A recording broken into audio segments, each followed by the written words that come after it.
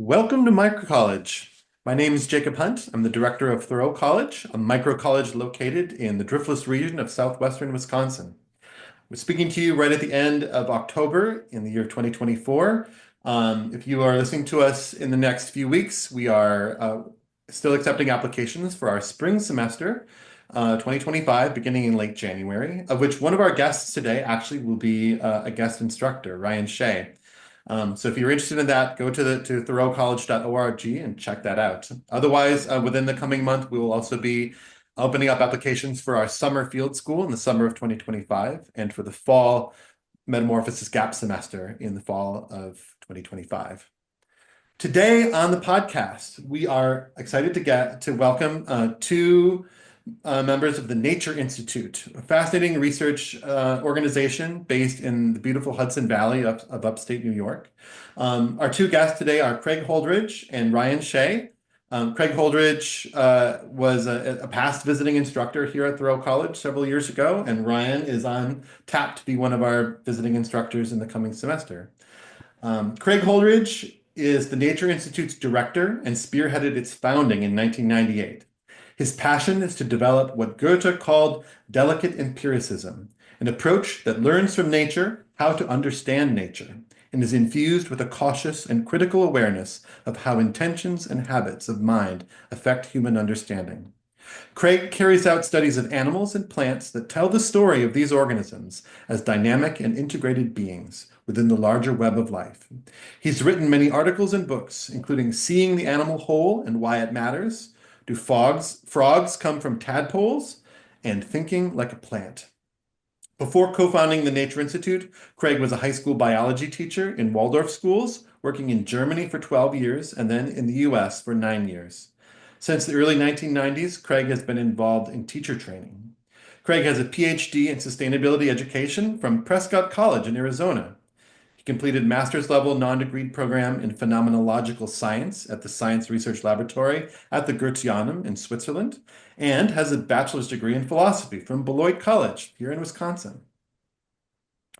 Ryan Shea taught at Providence College for 8 years, including courses in philosophy of science, environmental philosophy, and nature writing. He has a bachelor's and a master's degree in philosophy.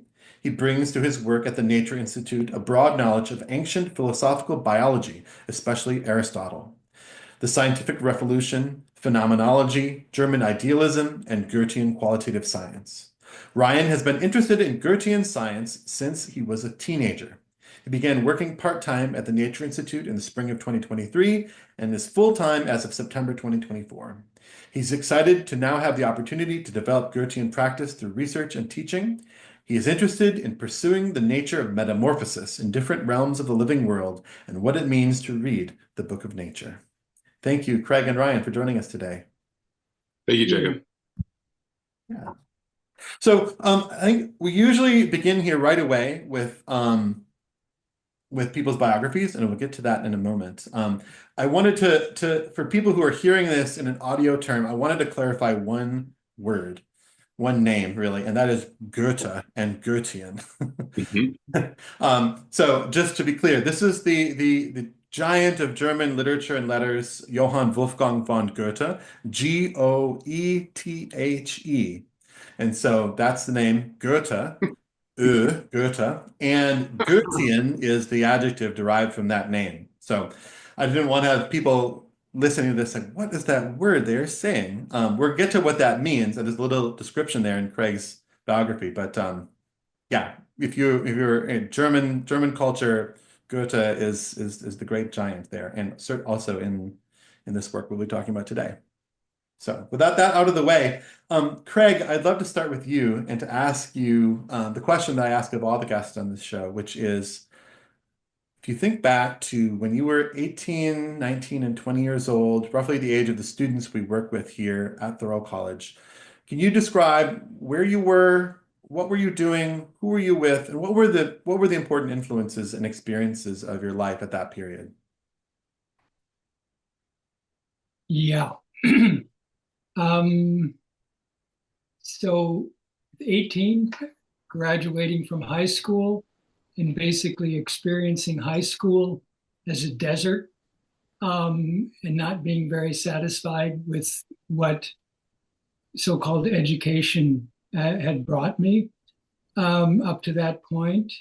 And I was searching, I guess you could call it, for the meaning of life, whether life even had a meaning.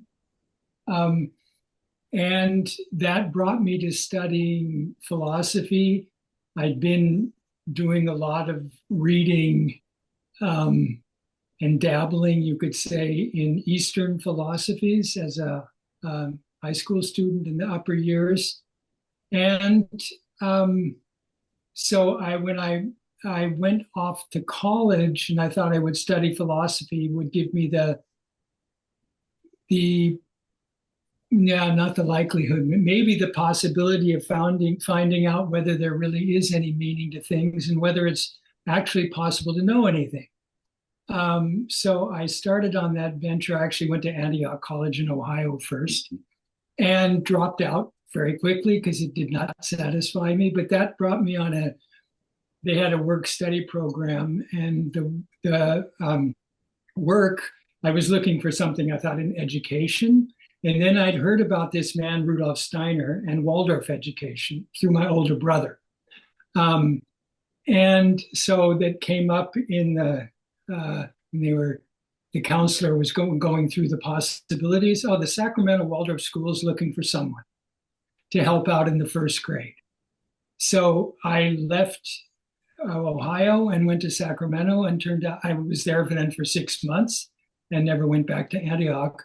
And that was very formative because it introduced me, on the one hand, to Waldorf education, and on the other hand, to Steiner's ideas about spiritual development and knowing. And his ideas, as they express themselves in his book, The Philosophy of Freedom, were really central. I could see, there's something there. There's something there. So that was my search during that time. And I ended up then working in between, nearly to earn money and things. And then when I was probably 21 or so, I think I then went back, and that's when I went to study in Beloit, and did study philosophy, had one or two good professors. And then that took me to Emerson College in England, which was an anthroposophical foundation year. And I did that as a junior year abroad, but that already takes me into being about 22. But it was there that I really saw, there's a way of knowing that is coherent, feels authentic, that's relating to a self-conscious awareness of how you're thinking about things.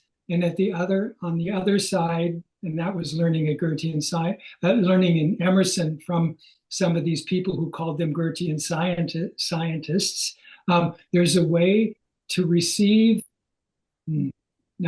to interact with the natural world in a way that you can come to a knowledge that brings meaning to yourself, but you're beginning to see meaning in the world. So that's where I was in those years. Yeah. Do you think, would you have, in your own words, when you were 19 years old, 18 years old, describe what you were looking for was the meaning of life? Is that a backcasting of your state of mind?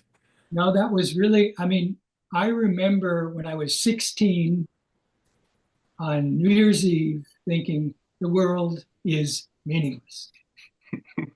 So it's pretty serious. Yeah. And that's not backcasting. That's really how Yeah. I was in an inner desert, and yet I must have had the feeling all along there was something, because I never gave up. And I Yeah. was looking, right? So no, it was a serious matter. Yeah. Yeah, I believe you, and I do. We have young people who find their way here to our programs with that explicit, you know, thought, and are asking that question, which is always, I find, to be a great pleasure to work with a young person who is so clear about what they are seeking, right? Yeah. And the conversations that flow are rich right away. Yeah, great. Thank you so much for that story. Yeah.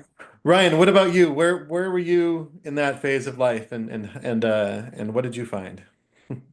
Yeah, so it's 18, 19, and 20 is the specific. 21, yeah, and almost inevitably this flows a little bit beyond that, but like I think this is a period of life that is yeah, I'd love to get I'd love to people's kind of visceral sense of and just very concrete sense of what was happening in that phase especially. Yeah.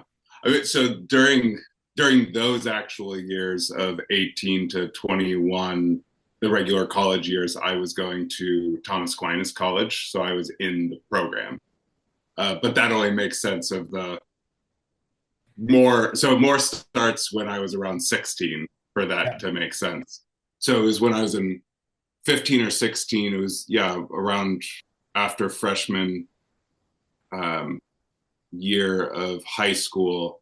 I was raised in a very rigorous, evangelical, dogmatic sect of Christianity called Seventh Day Adventism. So my first through eighth grade school was Seventh Day Adventist, and my high school was, and then I started uh, getting interested in what I would call, using your word backcasting, what I would now describe as more of a crisis of experience that I just found. The way that I put it at the time was I became worried that I didn't know anything, because everything that had stabilized my notions had been just things that I'd been told, but they were told to me within a denomination that had started in 1844. It was quite young. Hmm. And that seemed unlikely that we had like the one way of things being true. Um, and so this set off the philosophical awakening that people have. And almost immediately, because nobody really read books. I was just kind of making my way, and I would just go to the library, the local library, and go to the philosophy section and just browse around books. And I had no idea who anybody was. And by some coincidence, I was just reading C.S. Lewis, and he gives this recommendation for Owen Barfield in Hmm. Mere Christianity, and Lewis was the author that had meant the most to me during this time of struggle. And then he has this paragraph in a chapter, An Imagination, Horrid Red Things, in Mere Christianity, where he says something to the effect of, I'm going to treat reason and imagination really uh, cursorily in this chapter. Anybody who wants to dig deeper into this, and anybody who wants to learn how to think well about anything, I would recommend that they read Owen Barfield's Poetic Diction. So immediately I went out and got Poetic Diction, and then read that, and then read all of Barfield. And then through Barfield, he kept the parts that always meant the most to me where he kept coming to this point of saying, there's this kind of knowledge that is a form of he would say participation. I'd say there's an immediacy and an experience, right, where it doesn't feel like you have been pulled back and you've been given a theory or a way of talking about things or thinking about things, and that there's a kind of knowing that is similar in the immediacy that you have with sensation, but it's a form of knowing. So Barfield would keep saying these sorts of things, and he would say, and this is a mode of knowledge that's possible with the here and now in this world and not the next world, which is exciting for me. Yeah. Ray's always thinking about the second coming. I mean, like that it's concretized and immediate in a temporal accessibility, and that it's of the immediately accessible natural world. And every time he articulated that, I had this visceral sense of, I was like, I don't, and you keep bringing up Goethe, like, I don't know exactly what you're talking about, Barfield, but that's what I want to do with my life. And I don't really know what that means or looks like or is, but that was very clearly formed this extremely strong desire when I was around 15 or 16. And I just had no conception of what that actually looked like or where you learn how to do that. So then I looked around and I couldn't find anything. And then, so for the time that you're talking about, I had come across the great books movement through Mortimer Adler, right? Just you find the great, you're just leafing through stuff at the library. And then I came across St. John's College and then Thomas Aquinas College. Um, and so I went to Thomas Aquinas College because it was the thing that I found that it was where you had immediacy, right? All of the books were attempts to get directly into the book and not be talking in scholarship about the book. So there's at least some immediacy. And we did 4 years of mathematics and 4 years of lab. And the 4 years of philosophy that we had was mostly Aristotle and it was mostly natural philosophy. Mm-hmm. So that was why, so it was the closest thing that I found. And we read Metamorphosis of Plants freshman year. The freshman biology at Thomas Aquinas College is quite phenomenological in its immediacy and natural philosophical in its depth.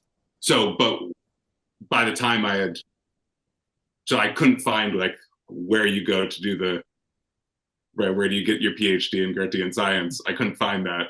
And so during this time that you're talking about, 18 through 20, I had just to go to Thomas Aquinas or St. John's College is just to commit to the program. It's a 4-year program. Yeah. Everybody does the same thing.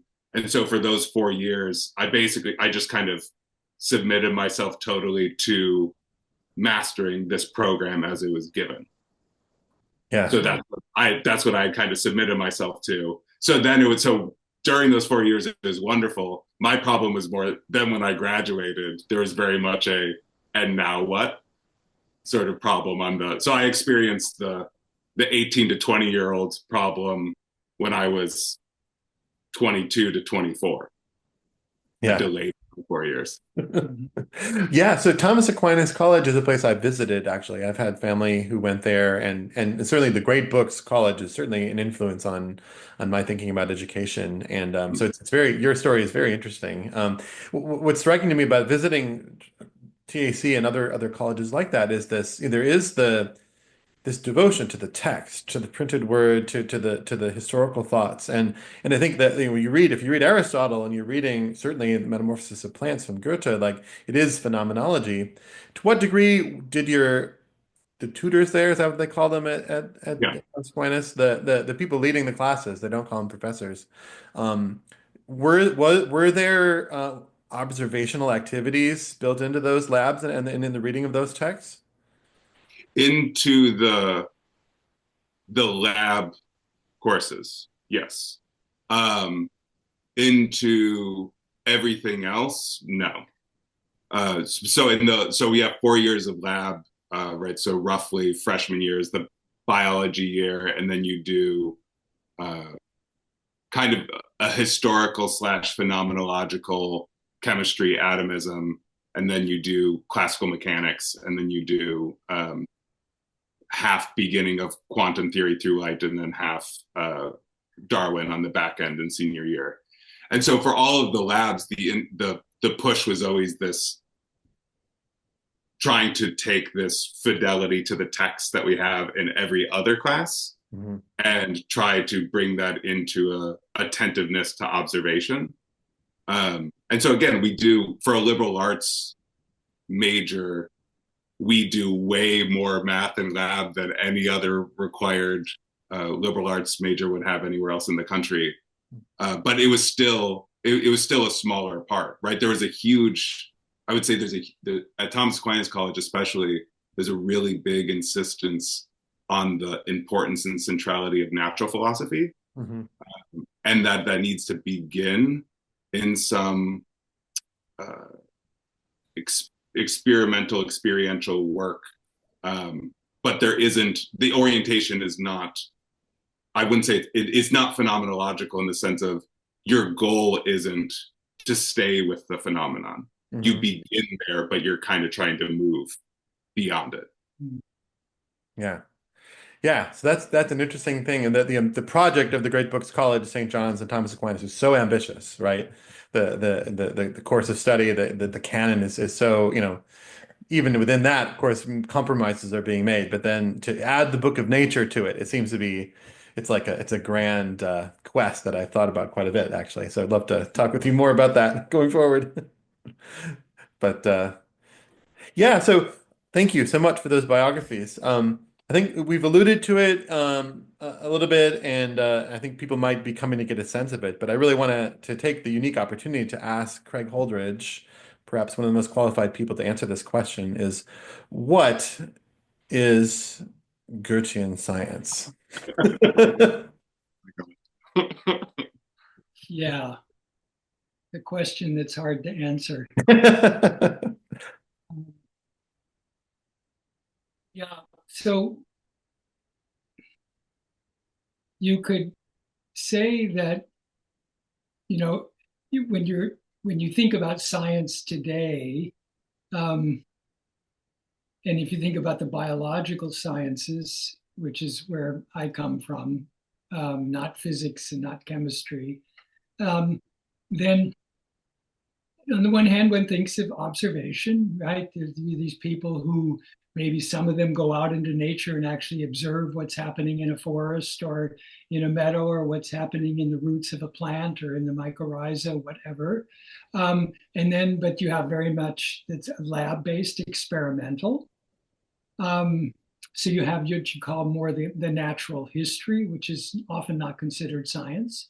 Then you have the experimental work, and then you have the theoretical aspects that basically all of your science in one form or another is, in the biological sciences in any case, is informed by certain kinds of theories or conceptual frameworks. So that if you're studying biology and you're studying animals and plants and ecology today, it's all within the framework of a neo-Darwinian approach.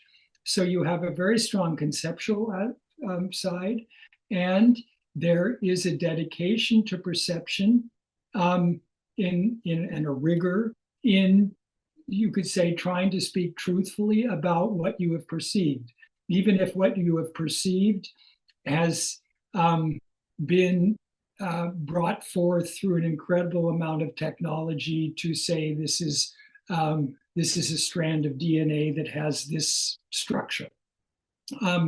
So this kind of this scientific project of trying to let the world show you what it has to say, in one sense, that's the best side of science. But on the other hand, and that's what I experienced when I was studying, and why I didn't like high school science, is that I always felt that there were all these explanations that didn't really make sense to me. They didn't ring true. So in this Goethean approach, where Goethe speaks of this delicate empiricism, that means that you really are striving to let the world show itself. But what does that mean? Because you are always involved. You can't stand back and have something show itself. You have to engage. So if you engage through experimentation, then you need to be very conscious about what the conditions are under which certain things come to appearance. If you start with a particular idea, you need to realize that idea is like a lens that allows you to see perhaps certain aspects of the world, but maybe blinds you from others. So I would call the Goethean approach, I'm circumscribing it, that you're very aware of the thinking process and very aware of how you engage in the world. And the effort is for you to transform your own abilities so that the world can speak more manifoldly, more subtly, more deeply. And I often use the metaphor of a dialogue or a conversation that you really, you become interested in something. So I've become interested in plant growth and particular animals and how they develop and how they show themselves in the world. So you have an interest, and then you begin to study what you're interested in, and what you're studying shows you, you have to be serious about the fact that an elephant has a trunk, and a trunk is a very particular kind of organ, and it's a very big animal, and you have to begin to look at its physiology in its context. So you're met with all these phenomena that you cannot ignore. And at the same time, I'm not trying to explain. Goethe spoke in one place of portraying rather than explaining. So explaining has this strange, or no, it hasn't strange. It has a particular kind of connotation in biology, especially today, which means reducing it to underlying mechanisms, to something underlying. Why is it like this? And that could be in order to survive, or that could be because its genes are making it do this. But you're always reducing something to a next lower, what people think of as more fundamental level. In the Goethean approach, one doesn't do that. It's not about reducing. It's about seeing the relations between the phenomena, and then any given phenomenon is itself embedded in other phenomena. So there's nothing in isolation, and you have to focus in order to get anywhere. But in your focusing, you are in a certain way isolating, and then you have to move back and say, okay, let me look at it from another point of view. So that in this way, my interest, you could say, or my striving is to come closer to the phenomena of life, but not in an abstract way, so that I could give a definition, what is life, by the time I'm 80.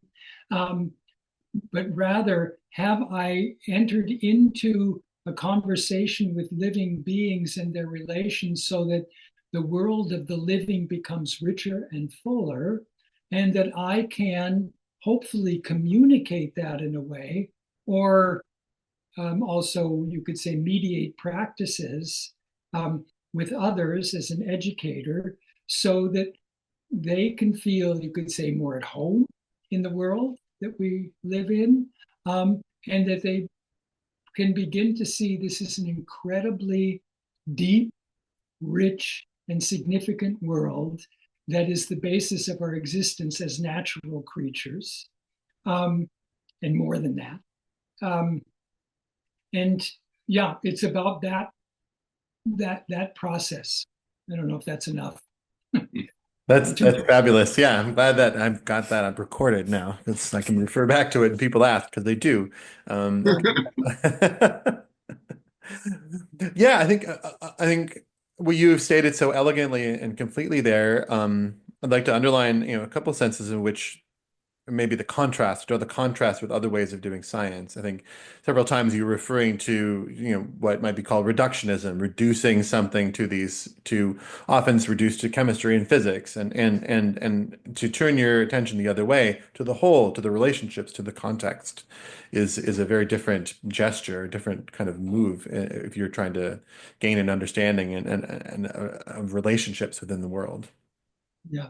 And I just want to be clear, there's nothing bad about looking at DNA and molecular processes, as long as one sees them as telling you something about that organism, right? They're not explaining it, but they can maybe tell you something very interesting.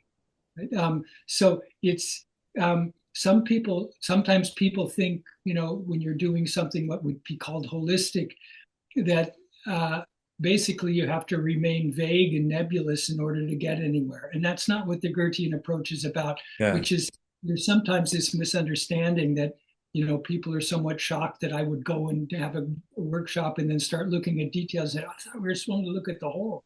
But you see very soon that the wholeness of things appears, as Henry Bortoff, this philosopher of the Goethean approach, that puts it nicely, in and through the parts, and it appears in you as a knower.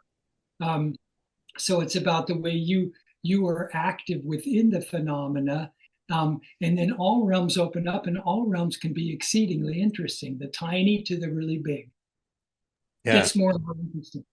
Absolutely. I think that yeah, it is not. Thank you for that clarification. I think there is a contrast between people make between the hard sciences and then poetry, right? And Goethe, of course, is a poet, and that's some of the skill that he brought to his own scientific research, which he really saw as I understand it, as his most important work, with color and with morphology and with plants and so forth. But yeah, I think that you can see that you know, Craig, when you were here in 2020, you gave a lecture on the bison, I remember. And just to be concrete about it, like I think and as a the science teaching that I have done also at the high school level and here, you can become totally fascinated and immersed in the details. And that ranges everything from the genetic heritage to the habitat to the morphology to those details that and in a way that is fascination in a passionate kind of way, as well as an intellectual kind of a way. And then the sense of the whole that emerges from that is something quite qualitatively different and beautiful than you just dissection, basically. Right, right. Yeah. Yeah. Yeah, Ryan, yeah, what do you want to add to that? Yeah, and I was just thinking of the to complement this part of what I this contrast I think that Craig's talking about. You see this also in approaches to other things, not only what we would call nature. So part of what I love so much about Thomas Aquinas College and the Great Books programs is the that your task in working with certain authors is to, as we'd say, come to terms with them on their own terms, right? You are not trying to situate them in what would be nice and make sense to you. You are trying to enter in and kind of become a discipline and let their thinking shape your thinking into theirs. So that in working there, right, I got to the point where there's a long time in sophomore year where I was living in a Ptolemaic universe. Right, it was a very striking. I had to actually like come back into Copernicus. It was quite hard to get Right. out. Ptolemy, once you're in it, is very obvious, and this constant, yeah, not just fidelity, but entering into it, that there's a very big difference in what we would call the humanities between trying to explain authors and texts reductionistically, right? They had whatever autobiography they had. They were part of this development and tradition. They thought it because other people thought it, and entering in.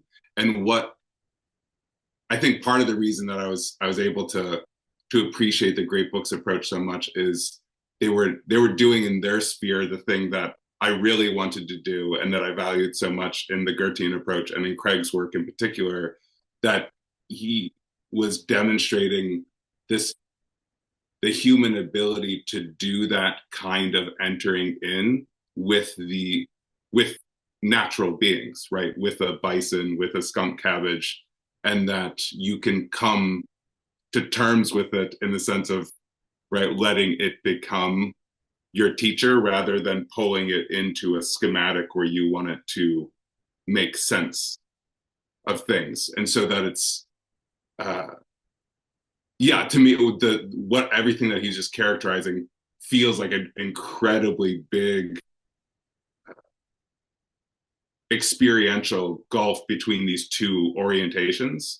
And that, as Craig said, it's not the difference between like using your own eyes and using a telescope, right? Or like talking about a bison versus talking about DNA.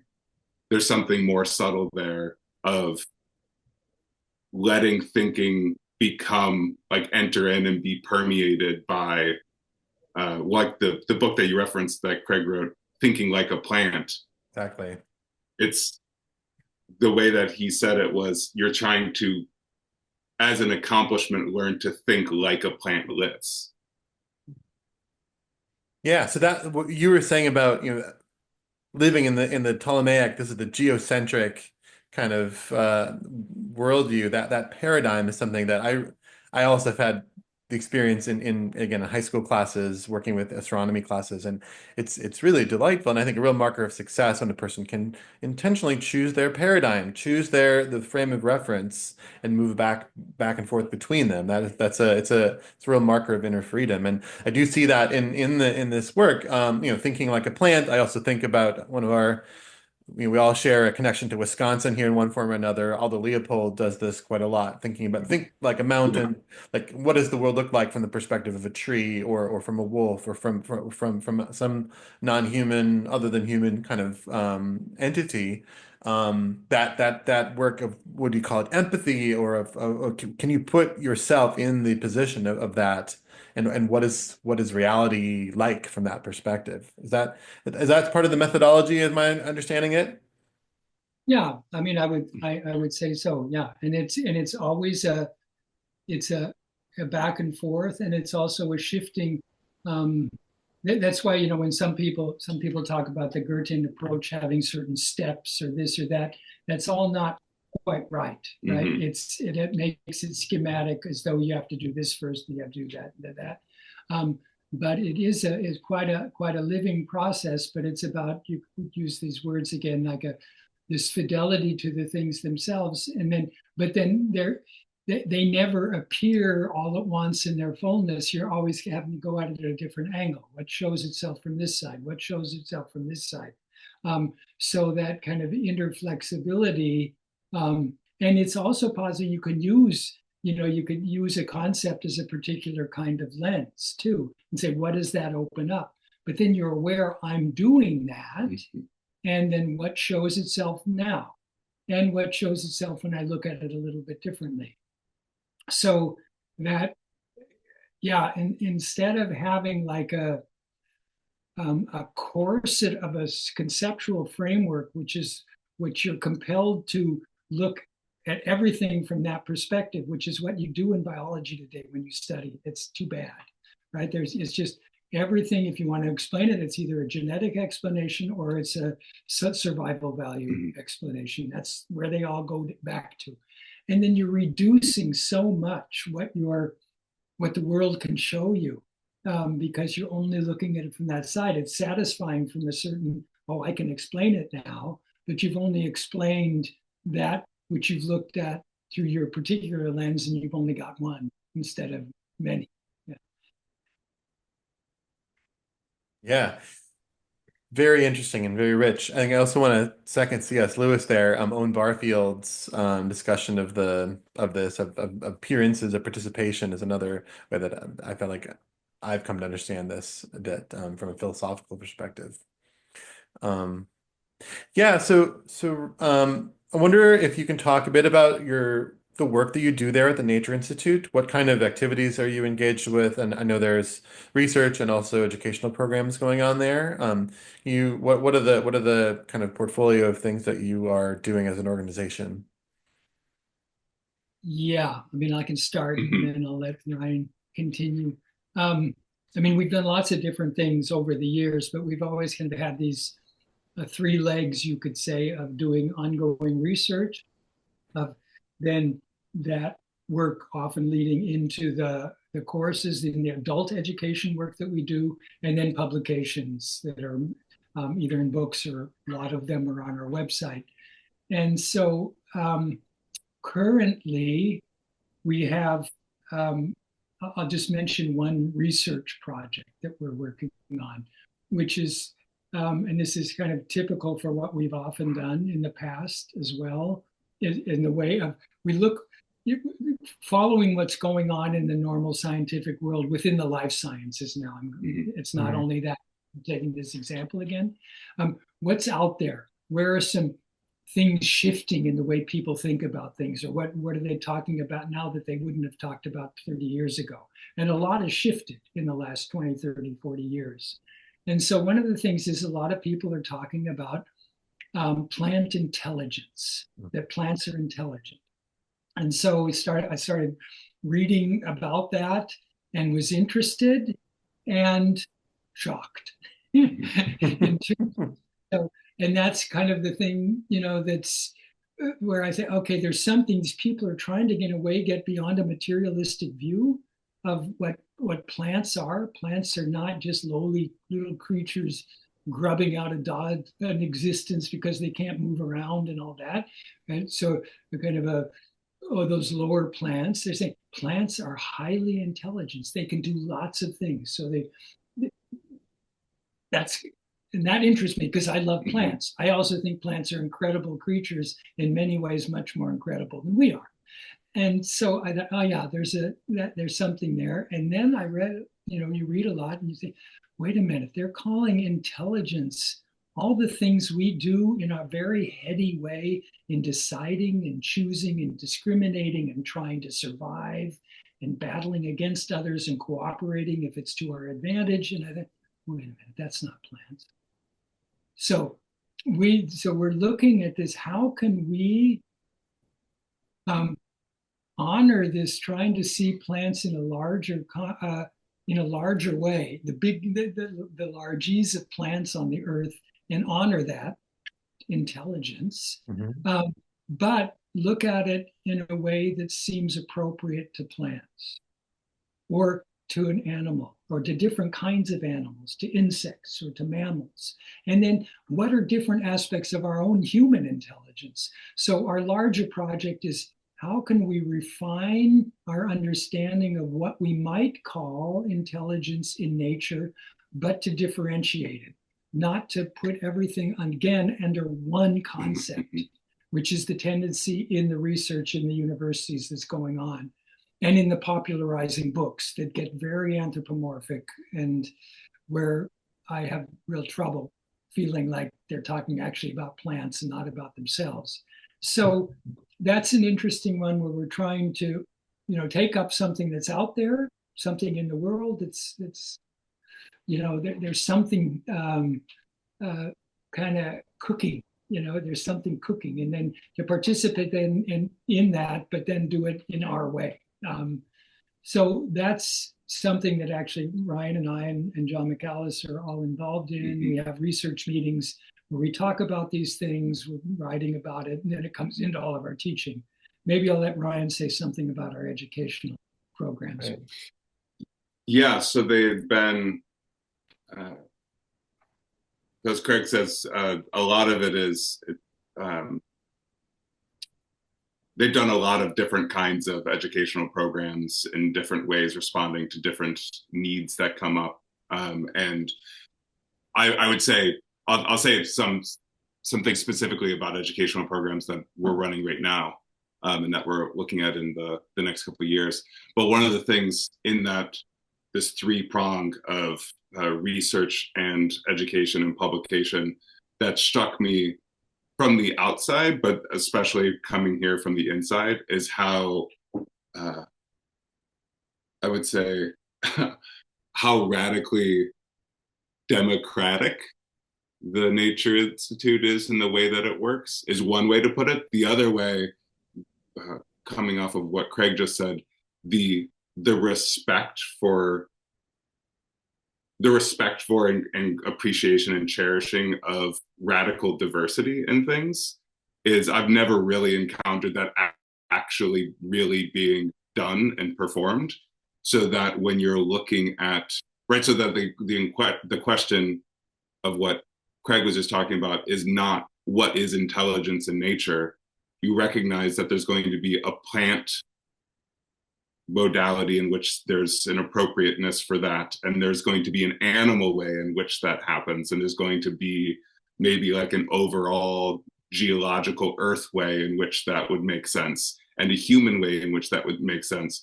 But then differently for different kinds of plants, and differently, it's going to be different for fish and for mammals and for arthropods.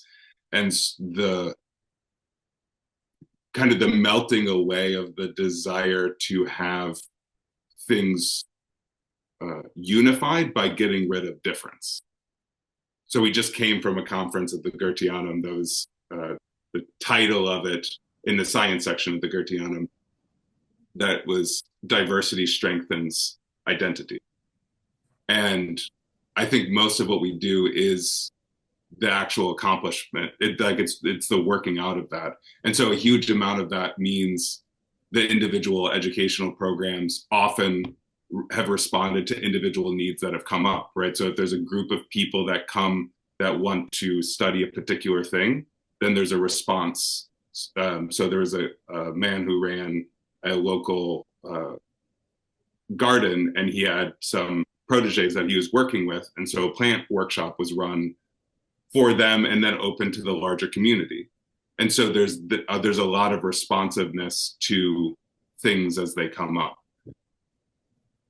There is then also now I guess you could call it the like current flagship educational endeavor, the foundation course, which is kind of the big main thing that happens now. So it's a 15-month low residency program. So people for 2 weeks, one summer, in person, full Goethean phenomenology of nature practice for 2 weeks altogether. And then through the year, they go back to where they live, which can be Brazil, it can be South Africa, it can be India. The people have come from all over. I think the last course, the current cohort is 9 countries. 9 countries. Yeah. Wow. Including the US. Yeah. And they work throughout with a mentor on their own project, and also are meeting to work through texts on Zoom, and then come back for another 2-week intensive. So that's the big kind of coherentizing project, educational project. That kind of geographic like diversity is a real asset for a program like that. People can compare, the plant life and and just the light and everything is different and all around the world like that. Yeah, and the wild, and having the different international voices when you're all encountering the same thing. Of just a lot of them. Even we were doing an advanced research group, and some Brazilians were there that were very botanically knowledgeable and just had never seen a bunch of the plants that we have. Mm-hmm. Right? And of course, if we were in Brazil, no matter how botanically knowledgeable you are for the Northeast, you would just have never seen any of that stuff before. Mm. And seeing it never feels chaotic, and it never feels flattening, because I would say in each of those 3 prongs, in the research and the publication and the education, there's always kind of a single rule of thumb or a law, if however you want to say it. There's one hold that's barred, or one main principle, which is anything that you're saying or doing, the question is always, does that idea or book or practice or drawing or sculpting help you and the people with you right now to enter into a deeper encounter with this natural being right here and right now? And if it does, then do that. Mm-hmm. And if it doesn't, no matter how much you thought it would have, no matter how much it would have made sense for it to work, and no matter how strange it is that this other thing does work, right? When I remember the first workshop that I did years and years ago, when I came and they just said, we're going to look at the natural world and be able to know it better. This was right after I came out of college. And I said, yeah, awesome. And then we did the first 2 morning sessions. I was like, those make sense for what you described. And then the whole afternoon, they said, okay, they pulled out clay and they said, now we're going to model some vertebrae. And I said, that is art class. That is not, but then you do it, and then it might not have made sense to you beforehand. You might not have guessed that it would do what it does, but it allows you a form of living formative participation in the sculptural form of the vertebrae that otherwise would have been unexperienceable, or at least unexperienced by you. And so because there is that is the core organizing heart, it allows for this quite wild diversity of approaches and orientations and characters and backgrounds and knowledge bases and interests to productively work together. Yeah. Cool. Yeah, I think what you're going towards there was what I wanted to ask next. I mean, all of our experiences and the biographies that you shared, your questions as young people, Ryan, like if you had the opportunity, a blank slate to develop that imagined university course where you could study Goethean science that would have the kind of the completion of the the ambition of the great books curriculum, but would incorporate this sort of these ways of being. What would that curriculum look like? What would an undergraduate, let's say, course of study that would incorporate the insights of Goethean science and prepare people to think in this way and to study the world in this way from beginning? Was that for me or Craig? Well, I think obviously you both have relevant information here. Yeah, but yeah. So the immediate response that I would give right now, today, which is not the response I would have given 3 years ago when I was teaching college at Providence College. My instinct then would have been I would want to say, like, here's a good thing, here's a coherent program that makes sense. Here's kind of the way to do it. You should read these sorts of things. I put a lot of work and time into crafting my syllabi, like hundreds and hundreds of hours. And because I had this haunting thought of there's a way to do it correctly. And so each time I'd run the course, I'd be like, well, that wasn't ideal. So I'd rework the entire thing so that it never looked the same twice, because I was always trying to zero in on perfection.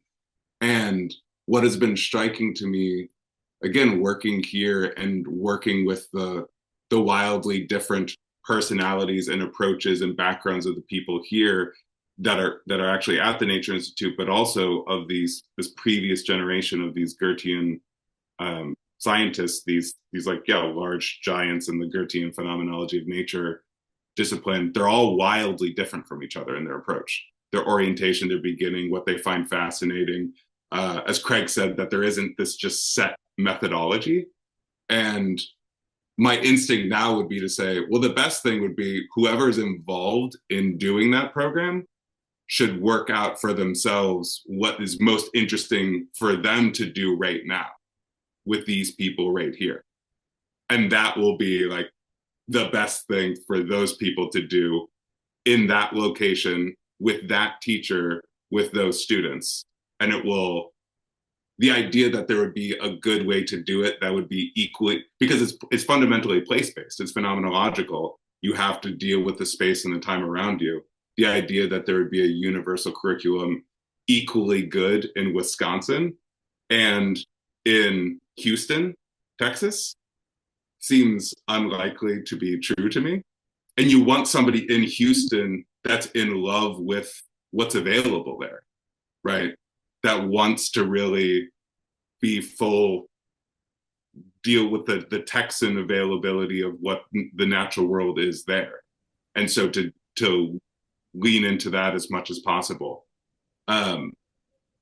Which again, if I had heard somebody else say that 3 years ago, I would have felt like that's just a dodge of the question. But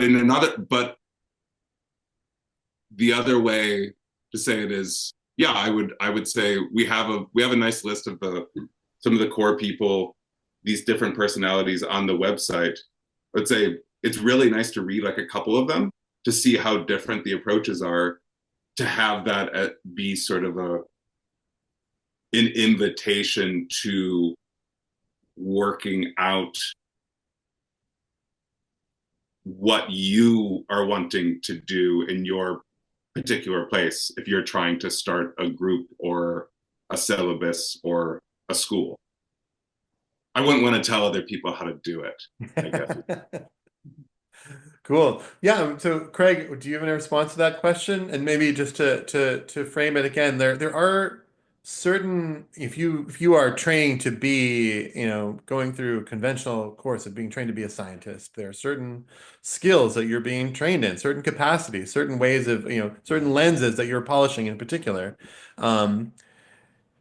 If you were setting out from an undergraduate level, wanting to cultivate in the students the capacities and the kind of orientations needed to do this kind of work, what would you do? How would you set that up? Yeah. I mean, I And on the one hand, I can see exactly what Ryan's saying and can agree with that. And that which then where then you can give no answer to your question, right? Yeah. So but yeah, I was hoping he would give an actual answer. Which I can't, but but if you look at just what you said, the conversation was partly around the great books and this approach to this trying to let whatever you're doing, the other show itself, show herself, show himself, itself, themselves. That if it's in a novel, if it's in a if it's in a poem, if it's in a scientific article, if it's in a plant, if it's in the way the weather is appearing and changing, whatever it might be, and so to train those kind of capacities in all different realms, right? In all different realms. If one's thinking about, in that sense, a liberal education. And then this awareness of all, and helping people to become aware and to cultivate the awareness that they are always participants, and in a certain way that whether we like it or not, we're always responsible for what we think, what we feel, and what we do. Right? So just cultivating that awareness without it being moralistic or anything like that, but just this heightened awareness of how we human beings are shaping ourselves and the world, and finding opportunities to bring that to awareness. So you could say that just that's cultivating everywhere the capacity to observe, and that's inner observing and outer observing, and this striving to kind of let the other, so that this aspect that we speak about so much today, diversity, is real in the encounter with everything we meet.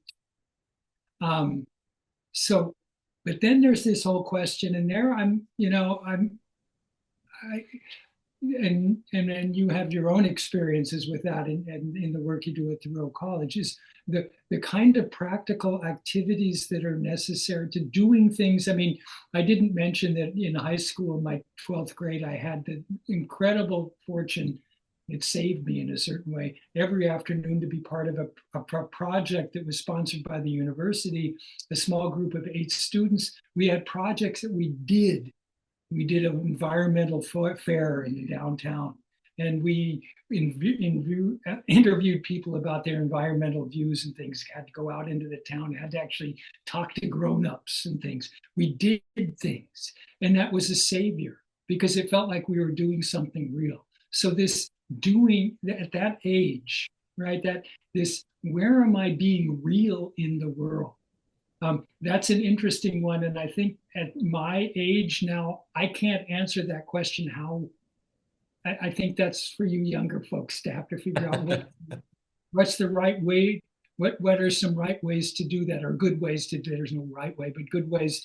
What are the people asking for? But the doing, the cultivating the doing, but then the doing that is more than, well, just is, we've had over the years conversations with people who, do the very strong wilderness approach to things, right? And I think that's wonderful. But if they come back out of those experiences and not being able to feel like they're part of the world anymore, then there's something problematic in that, if you understand what I mean, right? So how do you, again, this reflective or contemplative aspect of all the things one's doing, it's not just a doing, but it's, okay, where am I now? Where am I now? Right? Without it being analyzing and too heady, but just, it's cultivating of this, of the consciousness. Quality of reflection, right?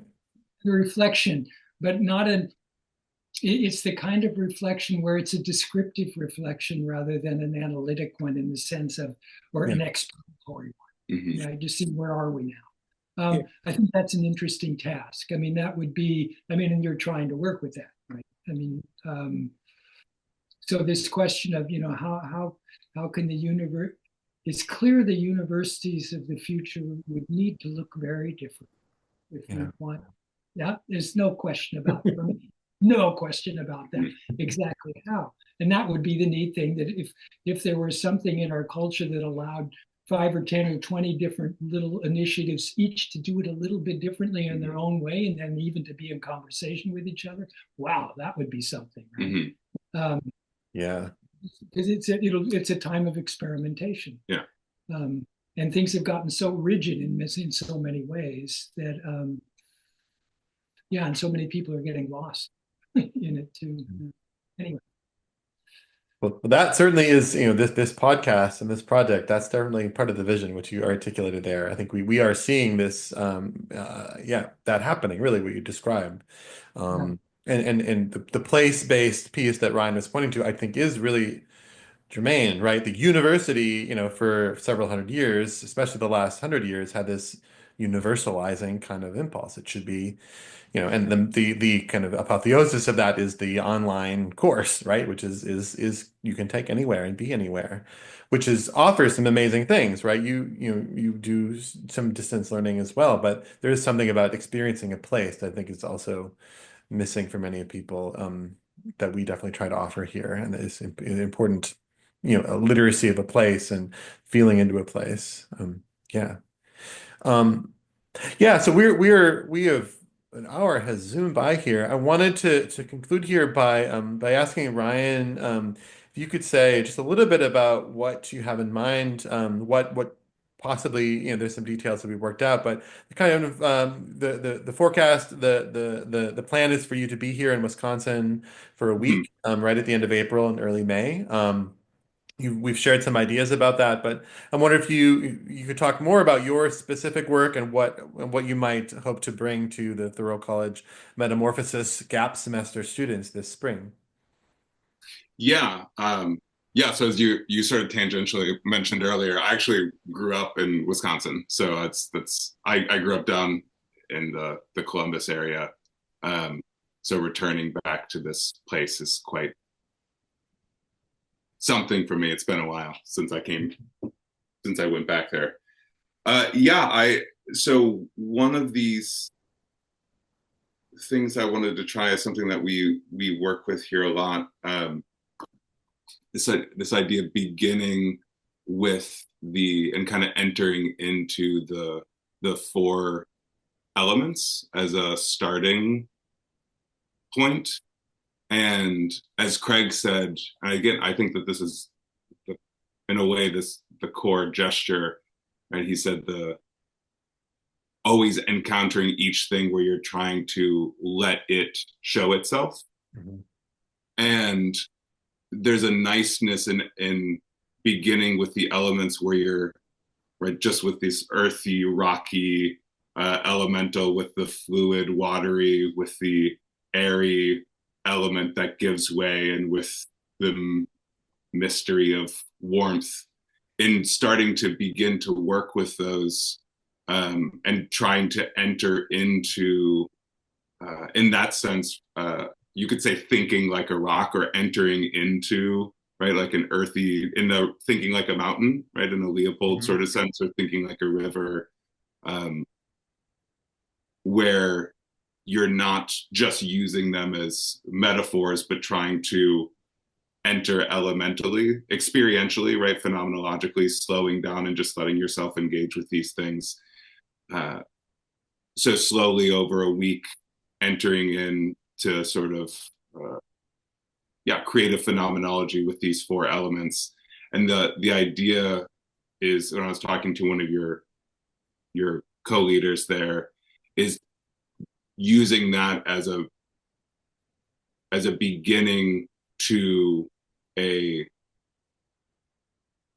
this course that would be taken of, well, then beginning to incorporate the other aspects of the community, right? So the plant aspect, the animal aspect, the human aspect, right? So the culture, the history, the economics, and then the temporal dimension of this, right? When you look at a region, if you're in the the rocky, earthy mode, you don't just have the spatial location, you have the geological time, right? That there a lot of the characteristics that are very striking about different regions are geological characteristics or geologically enabled characteristics.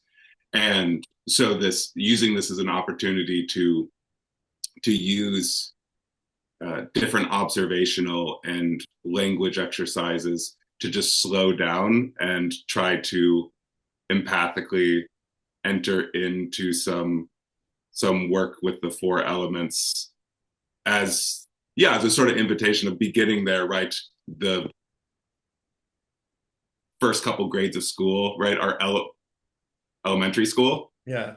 So restarting there in a regrounding phenomenological way and allowing that to kind of plant seeds for where does this go when you get into the amazing autonomy and self-creativity of living beings and animals, the amazing like surface spreading photosynthesizing capacities of plants, but slowly entering into that is the idea.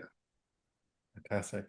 Yeah, a lot of it tending to language and the lenses is the impression I get from this. And yeah, and a very systematic kind of thoughtful journey through the kingdoms of nature.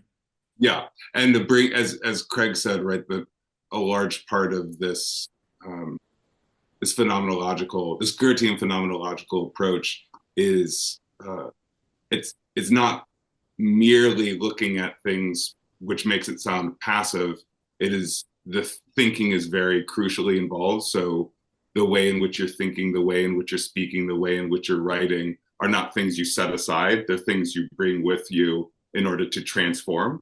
So how do you start working with language as a way that actually enables you to enter into these different modes to allow them to show themselves forth?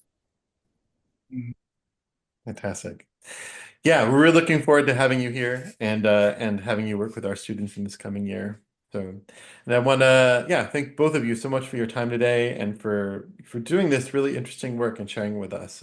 We will share some information about our program, but also the Nature Institute. And both of you have some really interesting talks on the Nature Institute's podcast, and which are linked on the website as well that we can share, including the work that Craig was talking about the intelligence of plants and some of Ryan's work in this mode as well. So, thank you so much. Yeah. Thank you, Jacob. Looking forward to coming out. Great.